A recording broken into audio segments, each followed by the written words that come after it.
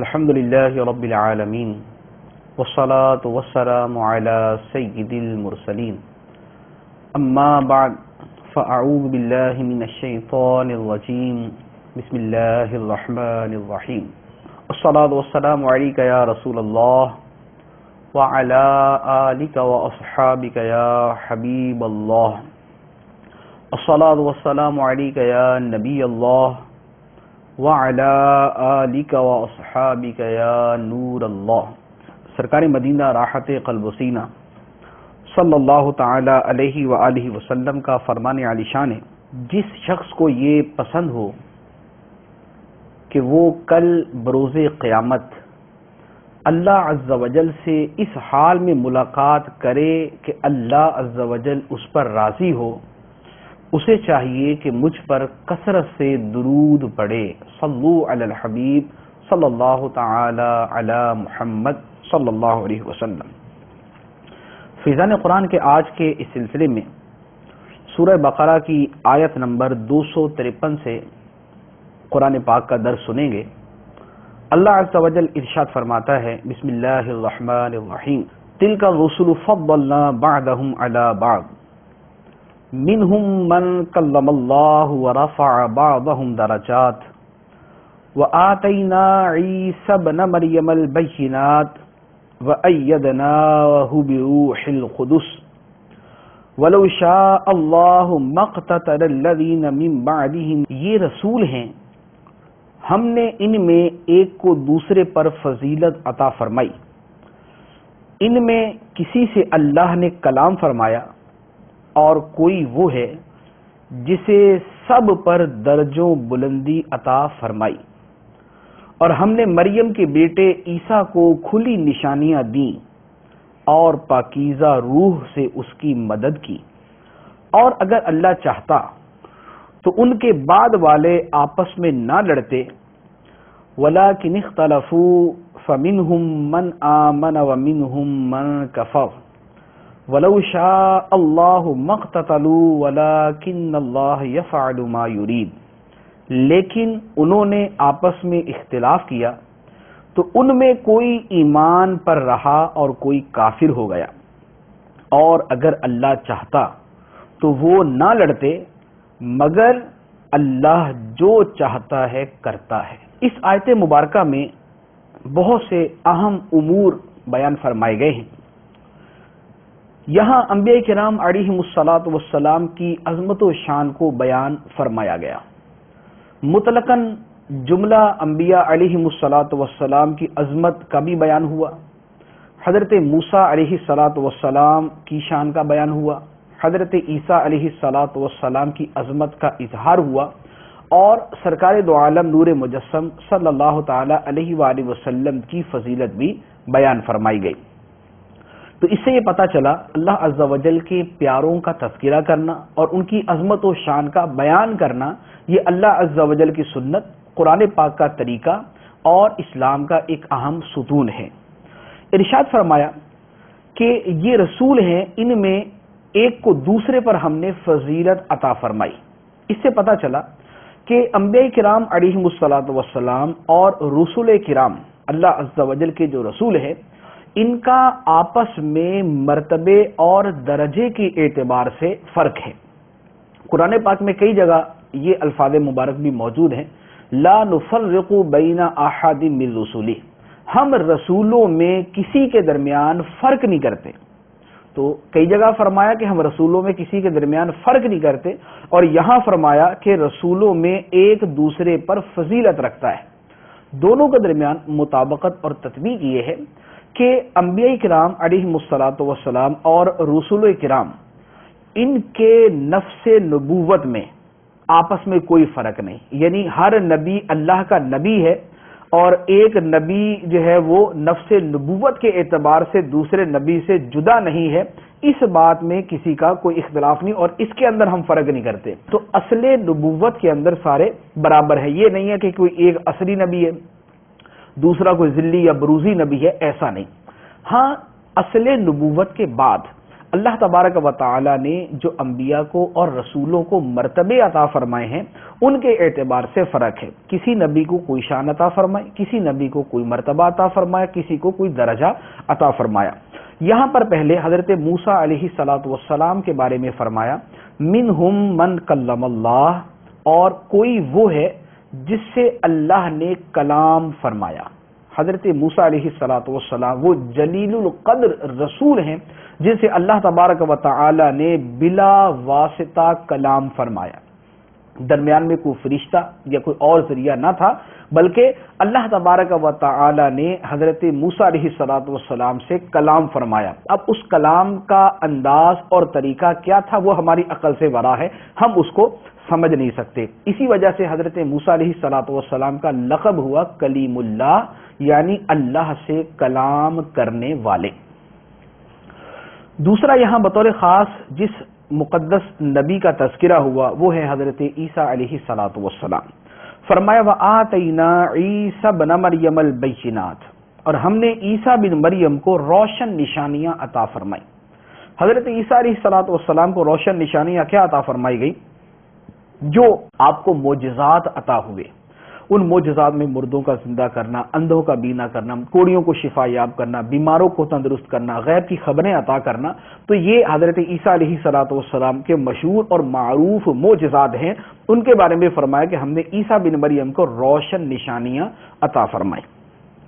اور ایک اور فضیلت یہ بیان فرمائی وَأَيَّدْنَاهُ بِرُوحِ الْقُدُسِ، اور ہم نے روح القدس یعنی جبرائیل امین علیہ السلام کے ذریعے حضرت عیسیٰ علیہ السلام کی مدد کی. تو حضرت جبرائیل امین علیہ السلام یہ حضرت عیسیٰ علیہ السلام کے معاون اور آپ کے مددگار تھے. اس سے یہ بھی پتا چلا، ایک تو حضرت عیسیٰ علیہ السلام کی فضیلت کا معلوم ہوا کہ جبرائیل امین علیہ السلام کی تائید ہمیشہ ان کے ساتھ رہی. دوسرا یہ پتا چلا کہ اللہ عز و جل اپنی مدد اپنے پیاروں کے ذریعے بھی فرماتا ہے، اور اللہ تعالیٰ کے پیارے بھی مدد کرتے ہیں. جیسے جبرائیل امین علیہ السلام نے یہاں پر جو بیان ہوا کہ ساری زندگی حضرت عیسیٰ علیہ السلام کی مدد کی، تو اللہ تعالیٰ کے پیارے مدد کرنے والے اور وہ اعانت کرنے والے ہیں. تیسرا جو یہاں پر تذکرہ ہوا یہ حضرت موسیٰ اور حضرت عیسیٰ کے درمیان میں تذکرہ ہوا.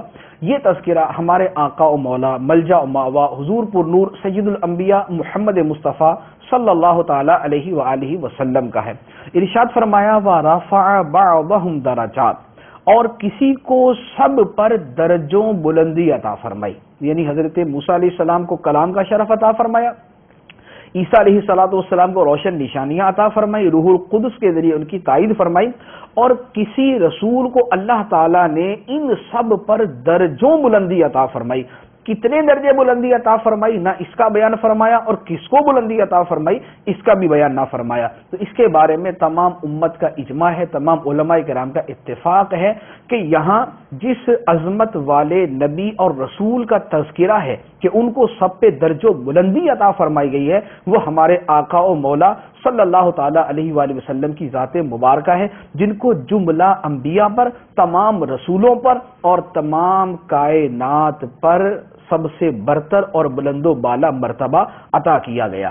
جو مقام، جو مرتبہ، جو درجہ سرکار دو عالم صلی اللہ علیہ وآلہ وسلم کو عطا ہوا وہ کسی نبی کو عطا نہ کیا گیا. جس قدر آپ کی نبوت کو وسعت عطا فرمائی گئی وہ کسی نبی کو عطا نہ کی گئی، اور جن مراتب کے ساتھ آپ کو سرفراز فرمایا گیا وہ کسی نبی کو عطا نہ ہوئے. نبی کریم صلی اللہ تعالی علیہ وآلہ وسلم کے دیگر انبیاء پر افضلیت کے اسباب اور اس کی وجوہ اور اس کے کتنے انداز ہیں اس کے بارے میں علماء کرام نے متعدد کتابیں تصنیف فرمائی. اس آیت مبارکہ کے تحت بھی تقریباً جملہ مفسرین اس کو تفسیر کے ساتھ یا اختصار کے ساتھ بیان کرتے ہیں. بطور خاص امام اہل سنت مجدد دین و ملت مولانا شاہ امام احمد رضا خان علیہ رحمت الرحمن کی ایک مشہور کتاب ہے تجلی الیقین بان نبینا سید المرسلین. اس کتاب کے اندر اعلیٰ حضرت رحمت نے 10 آیتوں اور 100 حدیثوں کے ساتھ سرکار دو عالم صلی اللہ علیہ وآلہ وسلم کی افضلیت کا بیان کیا ہے. تو یہ کتاب قابل مطالعہ ہے، اس کتاب کا مطالعہ کرنا چاہیے. پھر اس آیت مبارکہ میں ایک اور چیز بیان فرمائی ارشاد فرمایا کہ اگر اللہ چاہتا تو لوگ آپس میں نہ لڑتے نہ اختلاف کرتے. جو کسی نے کفر اختیار کیا، کوئی ایمان پہ رہا، کوئی ایمان کی طرف آ گیا، آپس کے اندر لڑائی جھگڑے، علم آ جانے کے باوجود بھی، انبیاء کے تشریف لانے کے باوجود بھی، ان کی نصیحتوں اور ان کی روشن ہدایتوں کے باوجود بھی جو لوگوں میں آپس میں اختلاف ہوا، قتال ہوا، لڑائی ہوئی، یہ سب کچھ جو ہوا، فرمایا کہ اگر اللہ چاہتا تو لوگ آپس میں نہ لڑتے، نہ ان میں اختلاف ہوتا، سب کے سب ایمان پر ہوتے، سب کے سب صلح جو ہوتے، سب کے سب صلح پسند ہوتے. لیکن اس کے باوجود سب کچھ ہوا، انبیاء تشریف لائے، لوگ لڑے بھی، اختلاف بھی کیا، یہ سب کچھ ہوا. اب کیوں ہوا؟ اللہ تعالیٰ نے ایسا کیوں نہیں چاہا کہ سب لوگ ایک ہی دین پر ہو جائیں، سب لوگ ایک ہی طرح کے ہو جائیں؟ تو ارشاد فرمایا کہ وَلَٰكِنَّ اللَّهَ يَفْعَلُ مَا يُرِيدُ. سب اعتراضوں کا ایک ہی جواب ارشاد فرما دیا کہ اللہ جو چاہتا ہے کرتا ہے. اللہ مالک ہے، خالق ہے، رازق ہے، وہ مالک ہے، وہ جو چاہے کرتا ہے. فعال لما یرید، وہ جو چاہے کرنے والا ہے. اور لا یسأل عما یفعل، اس سے سوال نہیں کیا جائے گا جو وہ کرتا ہے. جو اللہ کرتا ہے اس سے سوال نہیں کیا جائے گا کہ اے اللہ تو نے یہ کیوں کیا، بلکہ اللہ تبارک و تعالی جو چاہتا ہے کرتا ہے. تو لہذا کائنات کے اندر ہزاروں لاکھوں چیزیں ایسی ہوں گی جو ہمیں سمجھ نہ آتی ہوں گی، بہت ساری چیزیں ایسی ہوں گی جن کی حکمتیں ہمارے سامنے واضح نہیں ہوتی ہوں گی. مسلمان جو ہے وہ مر جاتے ہیں، کفار جو ہے وہ فتح و نصرت جو ہے وہ پا لیتے ہیں، بچے مر جاتے ہیں اور جو ہے تباہیاں مچ جاتی ہیں، شہر کے شہر ملیا میٹ ہو جاتے ہیں. اب ہماری عقل کے اندر اس کی حکمتیں پوری طرح نہیں آتی، لیکن چونکہ اللہ کا فعل ہے اور اللہ تعالیٰ فعال لما یرید ہے، یہ اس کی شان ہے، تو اللہ تعالیٰ پر نہ اعتراض ہوگا اور نہ اس سے اس کے کاموں کے بارے میں سوال کیا جائے گا.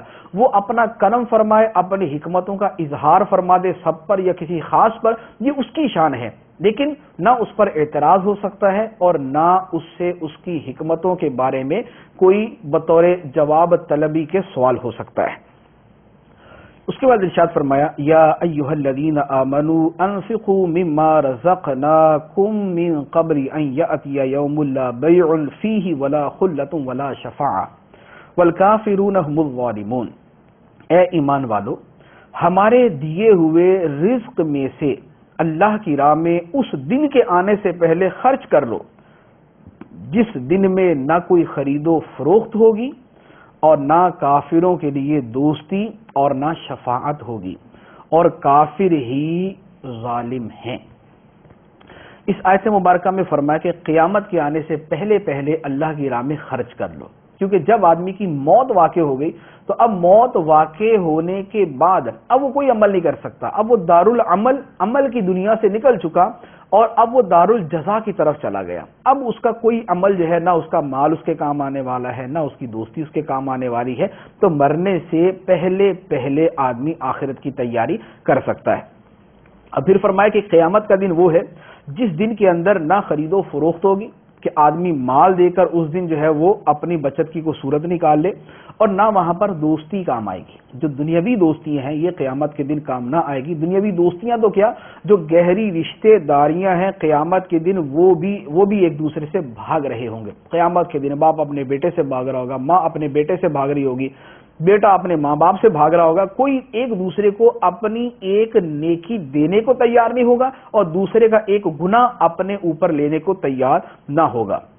ہاں، جن کی دوستیوں کا دار و مدار تقوی کے اوپر ہے، خوف خدا کے اوپر ہے، وہ دوستیاں ایک دوسرے کو کام آئیں گی. اس کے بارے میں اللہ عز و جل ارشاد فرماتا ہے الاخلاء یومئذ بعضهم لبعض عدو الا المتقین. قیامت کے دن سب دوست ایک دوسرے کے دشمن بن جائیں گے سوائے پرہیزگاروں کی. جو پرہیزگاروں کی آپس میں دوستیاں ہیں وہ ایک دوسرے کے کام آئیں گی. تو اس لیے دوست اچھے اور نیک بنانے چاہیے تاکہ قیامت کے دن کا سامان ہمارے لیے تیار ہو. ہاں، ماں باپ کا کام آنا جو ہے وہ بعض ایسی صورتیں ہیں کہ اولاد نے ماں باپ کے لیے جو ہے وہ دعائے مغفرت کی، ماں باپ نے اولاد کے لیے دعائے مغفرت کی، تو یہ قیامت کے دن کام آ جائے. یا قیامت کے دن جو ہے وہ اولاد، جو چھوٹے چھوٹے بچے فوت ہو گئے تو ان کے والدین جو ہے وہ جنت کے اندر بڑے مرتبے میں ہیں، تو ان کے نیک اعمال اور ان کی خواہش کی بنا پر ان کی اولاد کو بھی ان کے ماں باپ کے درجے میں پہنچا دیا جائے. یہ ہوگا، یہ قرآن پاک کے اندر مذکور ہے.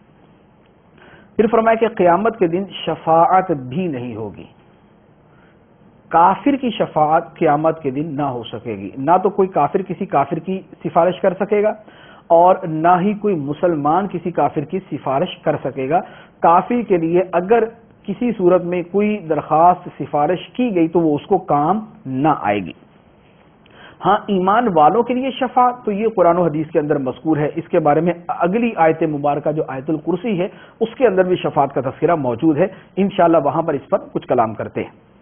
اس کے بعد ارشاد فرمایا اللہ لا الہ الا ہو الحی القیوم لا تأخذہ سنۃ ولا نوم لہ ما فی السماوات وما فی الارض من ذا الذی یشفع عنده الا بإذنہ يعلم ما بين أيديهم وما خلفهم ولا يحيطون بشيء من علمه إلا بما شاء وسع كرسيه السماوات والأرض ولا يؤوده حفظهما وهو العلي العظيم۔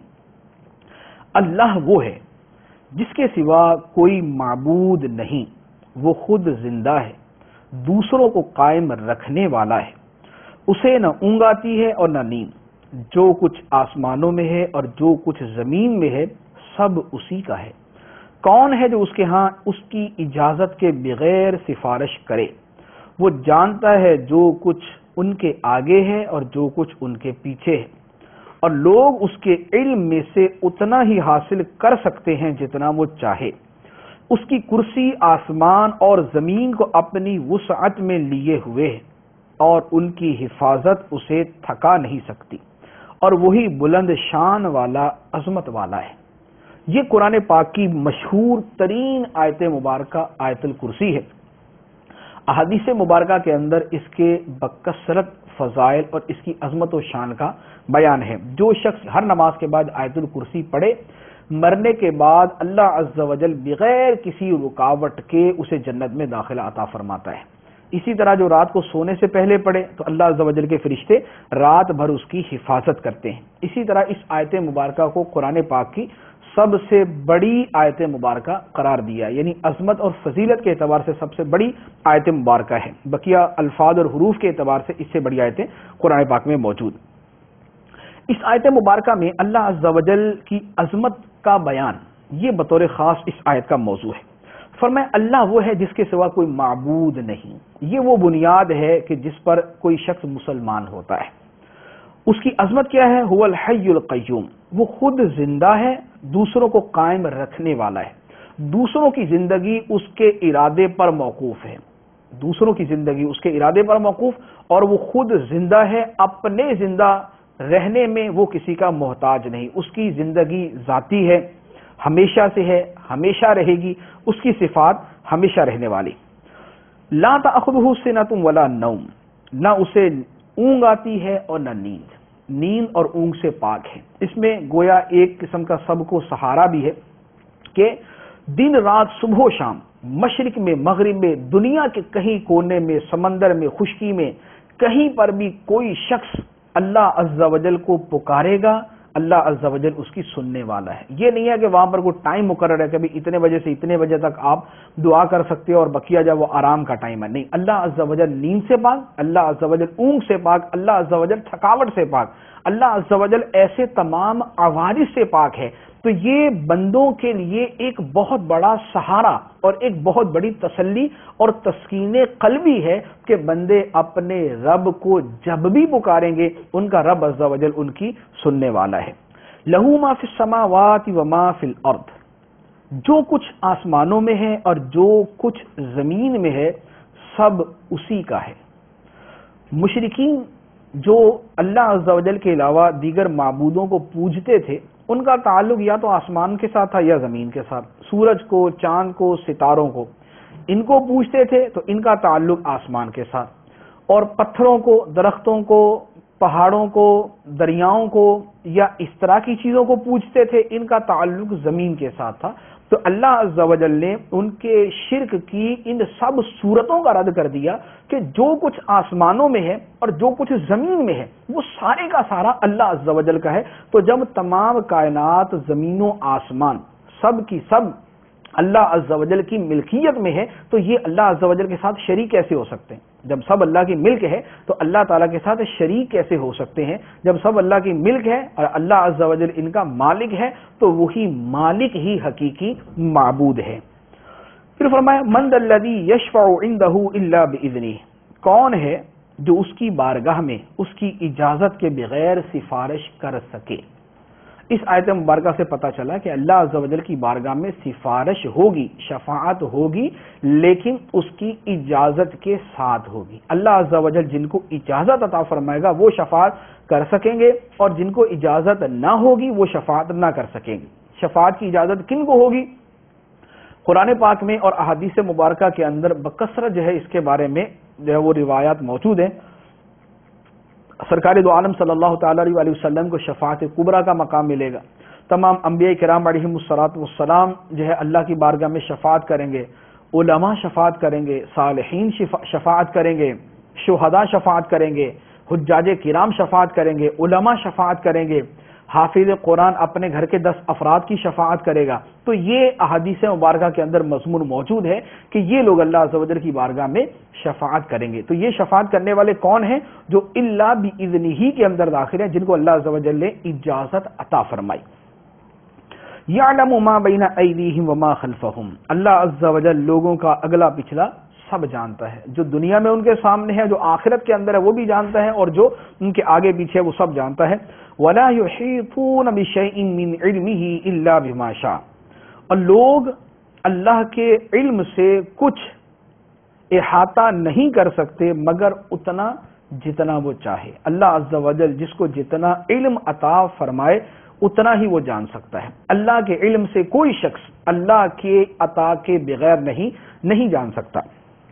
تو یہ آیت مبارکہ اس بات کی بھی صریح دلیل ہے کہ علم کی 2 قسمیں ہیں۔ ایک علم ذاتی جو اللہ عز و جل کا ہے، ذاتی وہ جو بغیر کسی کے بتائے اور بغیر کسی کے عطا کیے ہو، اور دوسرا علم ہے علم عطائی۔ علم عطائی وہ جس کو یہاں بیان فرمایا کہ الا بما شاء، کہ لوگ اللہ کے علم سے اتنا ہی جان سکتے ہیں جتنا اللہ چاہے۔ تو اللہ عز و جل جتنا چاہے گا اتنا علم عطا فرما دے گا، یہ علم عطائی۔ تو ہم جو کہتے ہیں کہ اللہ عز و جل کے انبیاء اور اللہ عز و جل کے اولیاء اور پیارے بندے یہ غیب کی بہت سی باتوں کو جانتے ہیں، تو ان کا یہ جاننا اللہ عز و جل کی عطا سے ہوتا ہے، تو یہ علم عطائی ہے۔ اور اس کے علاوہ بھی کائنات کے اندر کسی کے پاس جو بھی علم ہے وہ اللہ عز و جل کی عطا سے ہے، وہ بھی عطائی ہی علم بنتا ہے۔ پھر فرمایا وسع کرسیہ السماوات والارض، اس کی کرسی نے آسمان و زمین کو گھیر رکھا ہے۔ یہ لفظ یہاں پر جو کرسی ہے اسی وجہ سے اس کو آیت الکرسی کہا جاتا ہے۔ کرسی سے کیا مراد ہے؟ تو کرسی سے مراد یہاں پر وہ نہیں ہے جو 4 پایوں والی ہماری کرسی ہوتی ہے، بلکہ یہاں پر اللہ عز و جل نے اپنی ایک صفت کو، اپنی شایان شان جو بیان فرمایا ہے یہاں پر وہ مراد ہے۔ یا علماء نے فرمایا کہ اس سے اللہ عز و جل کا علم مراد ہے، یا اللہ عز و جل کی قدرت مراد ہے، یا اس سے عرش مراد ہے، یا اس کے علاوہ کچھ اور مراد ہے جس کو ہم نہیں جانتے۔ تو ہمارا اس پر ایمان ہے کہ اللہ عز و جل کی کرسی ہے، لیکن وہ کرسی یہ 4 پایوں والی نہیں بلکہ وہ ہے جو اللہ عز و جل جانتا ہے اور جو اس کی شایان شان ہے۔ وَلَا يَؤُودُهُ حِفْظُهُمَا، اور آسمان و زمین کی حفاظت اسے تھکاتی نہیں۔ آسمان و زمین کا پورا نظام، آسمان و زمین کی بقا، اس کا قیام، اس کا وجود، اس میں کروڑوں اربوں خربوں کی تعداد کے اندر جو امور ہر وقت رونما ہوتے ہیں، یہ تمام کا تمام نظام جو ہے یہ اللہ عز و جل کو تھکانے والا نہیں، کیونکہ تھک جانا ایک عیب ہے اور اللہ عز و جل ہر عیب سے پاک ہے۔ وَهُوَ الْعَلِيُّ الْعَظِيمُ، اور وہی عظمت والا، شان والا ہے۔ تو اس آیت مبارکہ میں جتنا غور کرتے جائیں گے اتنی ہی اللہ عز و جل کی عظمت ہمارے سامنے آشکار ہوتی جائے گی، اور الہیات کے مسائل ہمارے سامنے اتنے ہی واضح ہوتے چلے جائیں گے۔ اس کے بعد ارشاد فرمایا لا اکراہ فی الدین قد تبین الرشد من الغی فمن یکفر بالطاغوت ویؤمن باللہ فقد استمسک بالعروۃ الوثقی لا انفصام لها واللہ سمیع علیم۔ دین میں کوئی زبردستی نہیں، بے شک ہدایت کی راہ گمراہی سے خوب جدا ہو گئی۔ تو جو شیطان کو نہ مانے اور اللہ پر ایمان لائے اس نے بڑا مضبوط سہارا تھام لیا، جس سہارے کو کبھی کھلنا نہیں، اور اللہ سننے والا جاننے والا ہے۔ پہلے صفات الہیہ کا بیان ہوا اور اب اس کے بعد فرمایا لا اکراہ فی الدین۔ اس میں اس بات کی طرف اشارہ ہے کہ جب اللہ عز و جل کی صفات اتنی نمایاں طور پر واضح ہو گئی لوگوں کے سامنے، تو اب عقل مند آدمی کے لیے قبول حق میں تاخیر کی کوئی وجہ نہیں۔ یہاں جو بیان فرمایا کہ دین میں کوئی جبر نہیں، اس کا مطلب یہ ہے کہ کسی کو مجبور کر کے دین اسلام میں داخل نہیں کیا جائے گا کہ ہم کسی کو گن پوائنٹ پر اور اس کو قتل کی دھمکی دے کر اس کو دین اسلام میں داخل کرے، ایسا نہیں۔ دین کے اندر یہ صورت نہیں۔ جو چاہے اپنی مرضی کے ساتھ مسلمان ہو، ہمارا کام دعوت دینا، ہمارا کام اسلام کی خوبیاں بیان کرنا، ہمارا کام اپنے دین کے اچھے اوصاف، اخلاق اور حقانیت کو لوگوں کے سامنے بیان کرنا ہے۔ کوئی قبول کرتا ہے تو اس کی سعادت مندی ہے، نہیں قبول کرتا تو یہ اس کی مرضی ہے۔ ہم کسی کو جبر کر کے، مجبور کر کے اس کو دین اسلام میں داخل نہیں کریں گے۔ ہاں، جو دین میں داخل ہو چکا اس کو دین پر برقرار ضرور رکھیں گے، اس کو اجازت نہیں ہے کہ وہ ہمارا دین چھوڑ کے جائے۔ اس کی وجہ سیدھی یہ ہے کہ اس شخص کا ہمارے دین کو یوں چھوڑ کے جانا، یہ ہمارے دین کی توہین ہے، اور یہ لوگوں کو بغاوت کی طرف مجبور کرنا ہے، یہ ہمارے دین سے بغاوت اور دوسروں کے لیے راہ کھولنا ہے۔ تو یہ ایک فتنے کا سر چشمہ ہے، اس کی کسی صورت اجازت نہیں ہو سکتی۔ اسی لیے اگر کوئی شخص مرتد ہو جاتا ہے تو اس کے بارے میں حکم شرعی یہ ہے کہ حاکم اسلام اس کو گرفتار کرے گا، 3 دن تک اس کے شبہات کا ازالہ کیا جائے گا، اسے دین اسلام کی طرف آنے کی دعوت دی جائے گی۔ اگر وہ قبول کر لیتا ہے تو ٹھیک، ورنہ اسے قتل کر دیا جائے گا۔ مرد کے بارے میں یہ حکم ہے۔ اس کے بعد فرمایا فَمَن يَكْفُرْ بِالطَّاغُوتِ وَيُؤْمِن بِاللَّهِ فَقَدِ اسْتَمْسَكَ بِالْعُرْوَةِ الْوُثْقَىٰ۔ جو طاغوت کا انکار کرے، جو شیطان کو نہ مانے اور اللہ پر ایمان لائے، تو اس نے بڑا مضبوط سہارا تھام لیا جسے ٹوٹنا نہیں، جسے کبھی کھلنا نہیں۔ یہاں پر مضبوط سہارا ایمان ہے، اسلام ہے، قرآن ہے۔ تو جو شیطان کا انکار کرنے والا اور اللہ پر ایمان لانے والا ہے، یہاں جو چیز بیان فرمائی ہے اس سے یہ سمجھ آتا ہے کہ مسلمان ہونے کے لیے صرف کلمہ طیبہ پڑھ لینا ہی کافی نہیں، بلکہ اس کے ساتھ یہ بھی ضروری ہے کہ وہ شخص دین کفر سے بیزاری کا بھی اظہار کرے۔ جیسے مثال کے طور پہ اگر کوئی عیسائی مسلمان ہوتا ہے تو اس کے مسلمان ہونے کے لیے یہ شرط ہے کہ وہ دین عیسائیت، جو موجودہ دین عیسائیت ہے، اس سے وہ براءت کا اظہار کرے کہ میں اس دین کو چھوڑتا ہوں، اور پھر اس کے ساتھ جو ہے وہ دین اسلام کو قبول کرے تو اس کا ایمان معتبر ہے۔ اور اگر وہ اپنے پچھلے دین کو بھی برحق سمجھتا ہے اور اس کے ساتھ کلمہ طیبہ پڑھتا ہے تو اس کا کلمہ طیبہ پڑھنا کوئی معتبر نہیں۔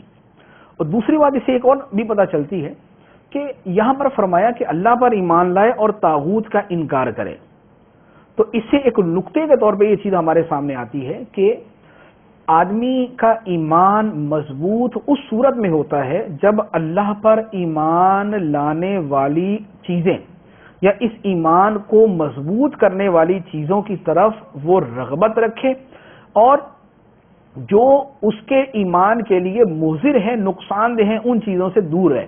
جیسے اگر کوئی شخص ایسے کافروں کی صحبت میں رہتا ہے جو کافر دین اسلام کا مذاق اڑاتے ہیں، جو دین اسلام کے ساتھ استہزاء کرتے ہیں، جو اس کے بارے میں شبہات پیدا کرتے ہیں، یہ ایسے گمراہوں اور بد مذہبوں کے ساتھ رہتا ہے جو دین کے بارے میں اس کو شکوک و شبہات میں مبتلا کرتے ہیں، تو اس کا نتیجہ یہ نکلے گا کہ بالآخر یہ بندہ خود پہلے شک میں پڑے گا، شبے میں پڑے گا، اور اس کے بعد آہستہ آہستہ اس کا ایمان کمزور ہوتے ہوتے ایک وقت ایسا آ سکتا ہے کہ یہ اپنے ایمان سے ہاتھ دھو بیٹھے۔ تو اس لیے ضروری ہے کہ آدمی گمراہ لوگوں کی صحبت سے، ان کی کتابیں پڑھنے سے، ان کے پاس بیٹھنے سے اور ان کی تقریریں سننے سے دور رہے اور صرف دین حق کی باتیں سنیں تاکہ اس کی اپنے دین کے اوپر جو استقامت ہے وہ اس کو حاصل رہے۔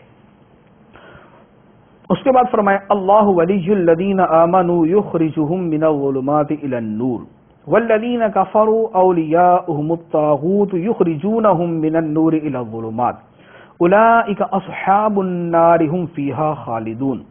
اللہ مسلمانوں کا والی ہے، انہیں اندھیروں سے نور کی طرف نکالتا ہے، اور کافروں کے حمایتی شیطان ہیں، وہ انہیں نور سے اندھیروں کی طرف نکالتے ہیں، یہی لوگ دوزخ والے ہیں یہ ہمیشہ اس میں رہیں گے۔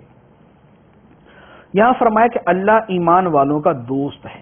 ہر ایمان والا خواہ اس کا ایمان کتنا ہی کمزور ہو، اللہ عز و جل اس کا دوست ہے کہ کم از کم اسے کفر اور شرک سے اللہ عز و جل نے نجات عطا فرمائی ہے۔ کفار جو ہیں یہ شیطانوں کے دوست ہیں کہ شیطان جو ہے وہ ان کو اپنی مرضی اور اپنی جو ہے وہ اپنی خواہش کے مطابق چلاتا ہے۔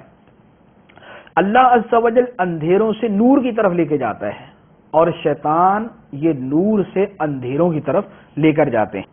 اب یہ بیان فرمانے کے بعد اللہ عز و جل نے اب اسی نور اور ظلمت کو کئی مثالوں کے ساتھ بیان فرمایا، اس کی بطور خاص ایک مثال بیان فرمائی۔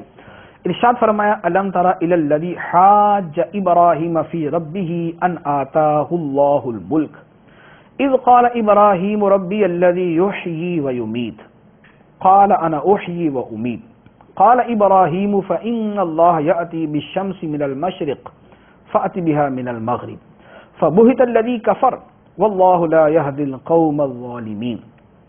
اے حبیب، کیا تم نے اس کو نہ دیکھا تھا جس نے ابراہیم سے اس کے رب کے بارے میں اس بنا پر جھگڑا کیا کہ اللہ نے اسے بادشاہی دی ہے، جب ابراہیم نے فرمایا میرا رب وہ ہے جو زندگی دیتا ہے اور موت دیتا ہے، اس نے کہا میں بھی زندگی دیتا ہوں اور موت دیتا ہوں۔ ابراہیم نے فرمایا تو اللہ سورج کو مشرق سے طلوع کر کے لاتا ہے، پس تو اسے مغرب سے نکال کے لے آ۔ تو اس کافر کے ہوش اڑ گئے اور اللہ ظالموں کو ہدایت نہیں دیتا۔ گزشتہ آیت میں نور اور تاریکی والوں کا بیان ہوا تھا، اب انہی کی گویا ایک قسم سے مثال بیان کی جا رہی ہے۔ نور والوں کے پیشوا سیدنا ابراہیم علیہ الصلوۃ والسلام اور تاریکی اور ظلمت والوں کا پیشوا نمرود ہے۔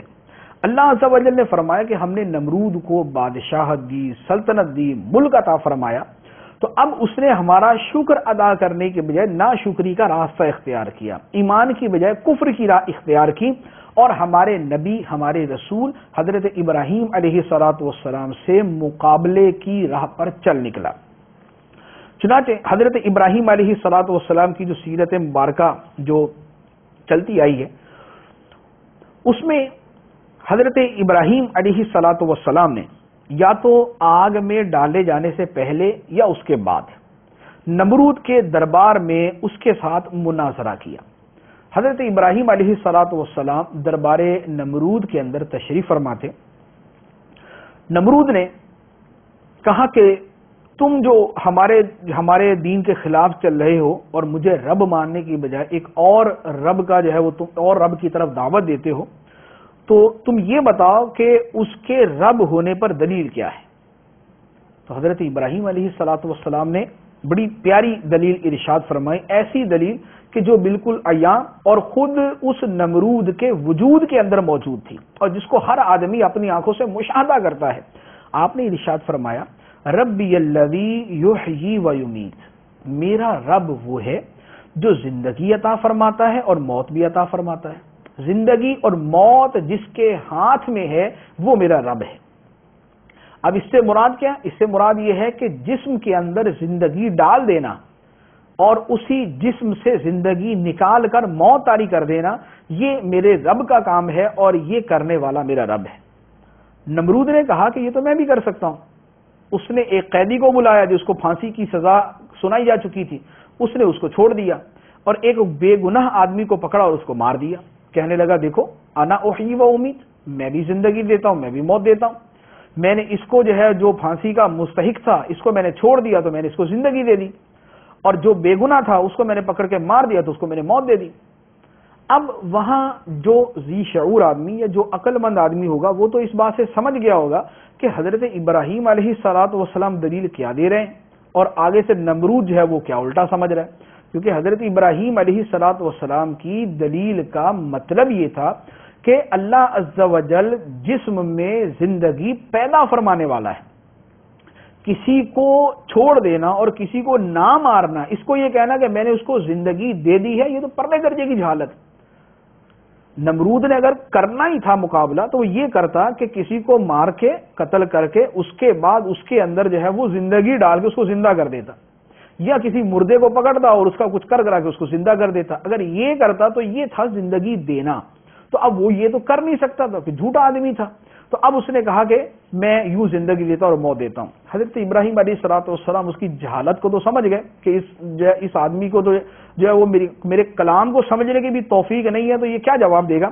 آپ نے اس کو جو سورج کو مشرق سے طلوع کرتا ہے مغرب میں لے کے آتا ہے, تم اس طرح کرو کہ اس کی حرکت کو بدل کے اس کو مغرب سے طلوع کر دو. اب پہلی دلیل کے جواب کے اندر تو جو اسے الٹا سیدھا بن سکا تھا اس نے کر ہی دیا تھا. اب جب یہ دلیل سنی کہ میرا رب وہ ہے جو سورج کو مشرق سے لے کے آتا ہے, تو اسے مغرب سے طلوع کر کے دکھا دو, تو اللہ عز و جل ارشاد فرماتا ہے فَبُهِتَ الَّذِي كَفَرَ, تو وہ کافر مبہوت ہو گیا, وہ کافر حیرت زدہ ہو گیا, اس کے ہوش اڑ گئے. وَاللَّهُ لَا يَهْدِي الْقَوْمَ الظَّالِمِينَ, اور اللہ ظالموں کو ہدایت نہیں دیتا. تو یہ حضرت ابراہیم علیہ الصلوۃ والسلام کی حقانیت کی دلیل اور عقیدہ توحید اور عقیدہ ربوبیت کی حقانیت کی دلیل تھی. اس واقعے سے بہت ساری چیزیں پتہ چلتی ہیں. ایک بات یہ بھی پتہ چلتی ہے کہ دین کی سربلندی کے لیے اور دین کی حقانیت ثابت کرنے کے لیے کفار سے مقابلہ کرنا یا جو دین پر اعتراض کرنے والا ہے اس سے مناظرہ کرنا, یہ انبیاء کرام علیہم الصلوۃ والسلام کی سنت ہے. تقریباً اکثر و بیشتر انبیاء علیہم الصلوۃ والسلام نے اپنی قوموں سے مناظرے کیے. سرکار دو عالم صلی اللہ تعالی علیہ وآلہ وسلم نے بھی نجران کے عیسائیوں سے مناظرہ کیا اور اس کے بعد مباہلہ تک کی بھی باری آئی. تو مناظرہ کرنا یہ سنت انبیاء ہے. ہاں, جو بزرگوں نے مناظرہ کرنے سے منع کیا تو وہ وہاں پر ہے جہاں پر مخاطب ہٹ دھرم ہے یا مناظرہ کرنے کے اندر تکبر اور انانیت پیدا ہوتی ہے, وہاں پر مناظرہ کرنا منع قرار دیا اور اس کو بری صفت قرار دیا. اللہ عز و جل ہمیں عقیدہ حقہ پر استقامت عطا فرمائے اور اپنے پیاروں کے طریقوں پر چلنے کی توفیق عطا فرمائے. آمین بجاہ النبی الامین صلی اللہ تعالی علیہ وسلم.